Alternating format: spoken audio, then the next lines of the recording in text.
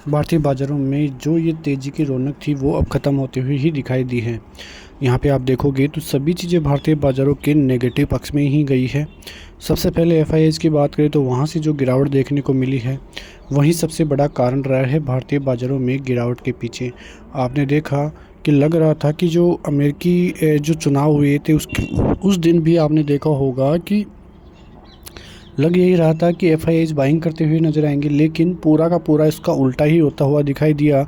लग रहा था तेज़ी होगी लेकिन हो गई सबसे बड़ी गिरावट, और उसी गिरावट की वजह से भारतीय बाज़ारों में ज़बरदस्त तरीके से सेलिंग का मोड़ माहौल भी देखने को मिला। उसी दिन और वही दिन था जब रिटेल निवेशक फिर से एक बार दोबारा ट्रैप होते हुए दिखाई दिए। नीचे के लेवल आए, फिर वापस जब बाज़ार ऊपर गया तो रिटेलर्स को लगा कि बॉटम बन चुका है, राष्ट्रपति पद में ट्रंप जीत चुके हैं, तो यहीं से रिवर्सल होगा। लेकिन फिर एफआईआईज़ का फिर से मौका मिला, और जो सेलिंग एफआईआईज़ के द्वारा देखने को मिली बहुत भारी सेलिंग थी। उससे एफआईआईज़ को काफ़ी ज़्यादा नुकसान भी होता हुआ दिखाई दिया, और यही कारण था कि भारतीय बाज़ार जो कि पॉजिटिव मूड माहौल बनाते हुए नज़र आए थे, उसके बाद फिर से नेगेटिव मूड माहौल बना। लेकिन अभी तक एक लास्ट मौका है कि भारतीय बाज़ार यहाँ से रिवर्सल ले, और वो मौका वही है कि अभी यहाँ पे जिस समय बाज़ार चल रहे हैं वहीं बॉटम बने। मतलब बाज़ार की अभी तक एक रेंज बनी हुई है। नीचे की आप देखो तो 24,000 से 24,100, और ऊपर देखो तो 500, यानी कि 24,500। ये जो 500 पॉइंट की रेंज है उसी रेंज में बाज़ार घूमता हुआ दिखाई दिया है।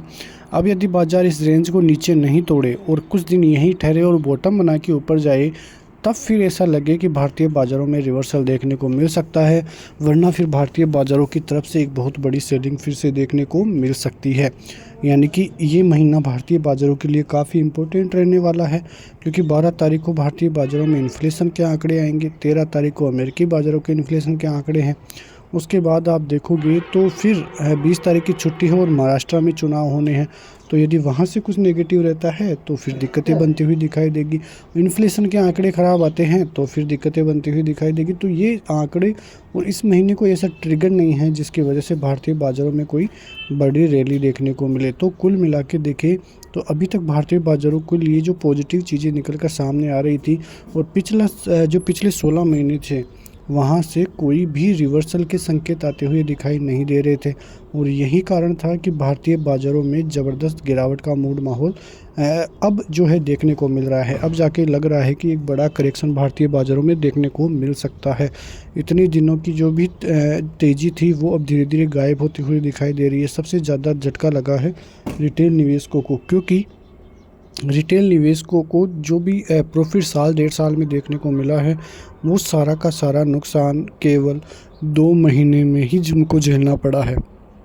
आप देखो कि जो शेयर्स थे मिड कैप और स्मॉल कैप के, वहाँ पे लगभग 30 से 40% की गिरावट हो चुकी है मात्र 1.5 महीने में। और 1.5 महीने में जिस प्रकार की सेलिंग एफआईआईज़ की देखने को मिली है, करीब 1.25 लाख करोड़ से ज़्यादा की सेलिंग एफआईआईज़ कर चुके हैं।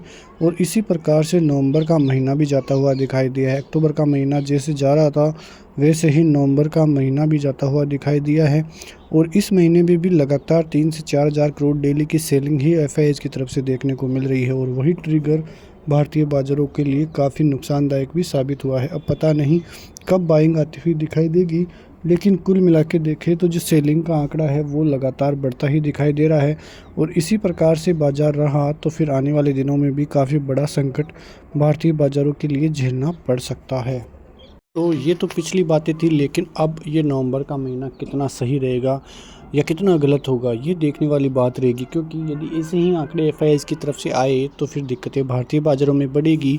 वरना यदि बाज़ार के लिए एक ट्रिगर यह है कि 24,500 से ऊपर की क्लोजिंग यदि बाज़ार में हो जाती है और ये जो जोन है उसके ऊपर बाज़ार ठहर जाता है, तो एक बड़ी रैली जो कि 500 से 1000 पॉइंट की निफ्टी में देखने को मिल सकती है। वहीं बैंक निफ्टी में इतनी ज़्यादा गिरावट निफ्टी के मुकाबले होती हुई दिखाई नहीं दी है।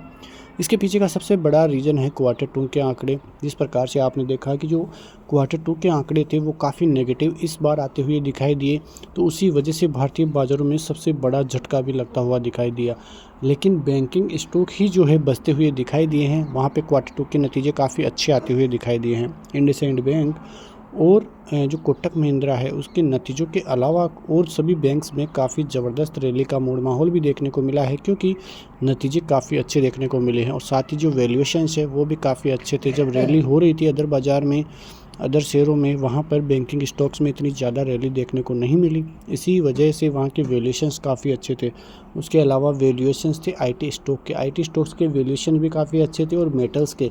और आने वाले दिनों में ये जो 3 सेक्टर्स हैं वहाँ पर आपकी नज़रें रहनी चाहिए, क्योंकि वहीं पे आपको आने वाले दिनों में तेज़ी भी देखने को मिल सकती है। उसके अलावा देखें तो और कोई ट्रिगर्स अभी तक भारतीय बाज़ारों में नहीं है। फ़िलहाल भारतीय बाज़ार ठंडे बस्ते में ही जाते हुए दिखाई दे रहे हैं। आपको सेक्टर वाइज और स्टॉक वाइज ज़्यादा ध्यान देना होगा। और वैसे भी 20 नवंबर से थोड़े एनएससी जो है, सेबी जो है रिस्ट्रिक्शन भारतीय बाज़ारों पर लगाने वाली है, तो उससे भी काफ़ी बड़ा इम्पैक्ट भारतीय बाज़ारों पर थोड़ा नेगेटिव इम्पैक्ट आता हुआ दिखाई देगा। तो ये सभी चीज़ें आपके लिए काफ़ी इम्पोर्टेंट होती हुई साबित होगी। तो ऐसी खबरों के साथ बने रहिए हमारे साथ, तब तक के लिए नमस्कार, जय हिंद, जय भारत, वंदे मातरम।